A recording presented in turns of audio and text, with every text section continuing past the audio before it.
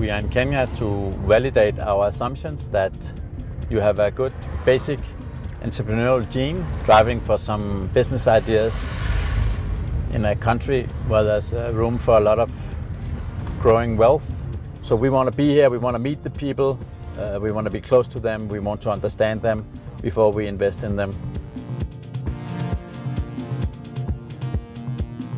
Very quickly it became clear that we needed to go to Kenya to actually meet with people and to be exposed to the various actors that are involved in building up companies and actually witnessing the current growth. It resulted in a very tight schedule with many meetings every day, which meant that we've met with investment funds, startups, incubators, tech bloggers, the Kenyan Investment Authority, the Danish Embassy. So it wouldn't have been humanly possible to pack in more meetings during this week. The beautiful thing about it is it hasn't even been our own effort that has been driving this. It has also been the natural interest that we've met from the people that we met with.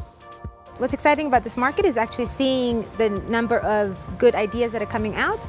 Especially here in Kenya, the market is very dynamic. There are a lot of young entrepreneurs, male or female, however it is that you want to state it, that are looking to make a change. And I believe that small businesses are really going to be the engine of growth. We're seeing a lot of young women like myself that are interested in creating their own businesses rather than joining bigger companies. And I think we're going to see a lot of sort of exciting new ideas that are tackling different problems, from social problems to economic problems, coming from sort of my generation and beyond.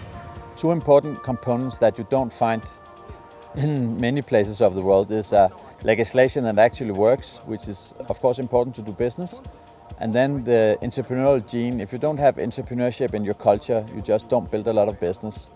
So those two fundamental things I think we found here and we are fascinated about. I've been in Kenya for 15 years. I've seen a lot of development, but what I think is really interesting right now is that we feel that we're on the verge of a true renaissance of the African economy. There's been a couple of false starts, but there's a lot of things that are in place that weren't in place before. There are better governance structures, there is better infrastructure, there is a better educated population in general. What has been added over the last years is that growth has increased, so that demand is higher. Demand in various areas, but primarily due to an increase in the middle class here in Nairobi. They don't not only own anymore just a car, but also the interiors of their houses, travels, expenditures in many different ways that we know from Europe is also now taking place in Nairobi.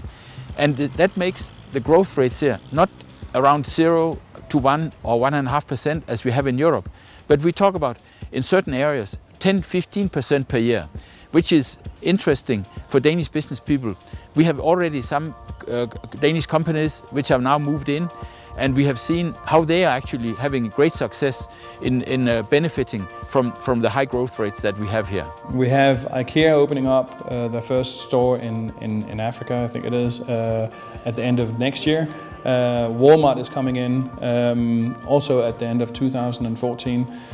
You have Google relocating their Africa headquarters from South Africa to Nairobi. And I think that's just a testament to all this excitement that we're seeing, both in the tech scene, but also in the general economy and all the growth that we're experiencing. The government has given the private sector a free hand to operate. And we're also working with the government and the private sector in terms of reducing the cost of doing business. And a few years ago, what we did is that we looked at all the permits and licenses that were not making sense. We sat down with the private sector and we narrowed down to all of them, and whichever license that was not making sense, it was removed. So it's much easier for you to do business in the country. There's a very big, significant progress in 10 years. I think the two things you need to think about are one, the deployment of the mobile networks over the last 10 years, starting from very little penetration to the point where I think 3/4 of the country is now actually on mobile devices. The second thing obviously is the rollout of the high-speed internet connections through the undersea cables that came into the country a few years ago. So in terms of commerce and trade, you have an environment whereby anyone and everyone is able to do a lot. Also, we have the uptake of M-Pesa, which is the mobile money service from Safaricom. Over 18 million people are now on this platform.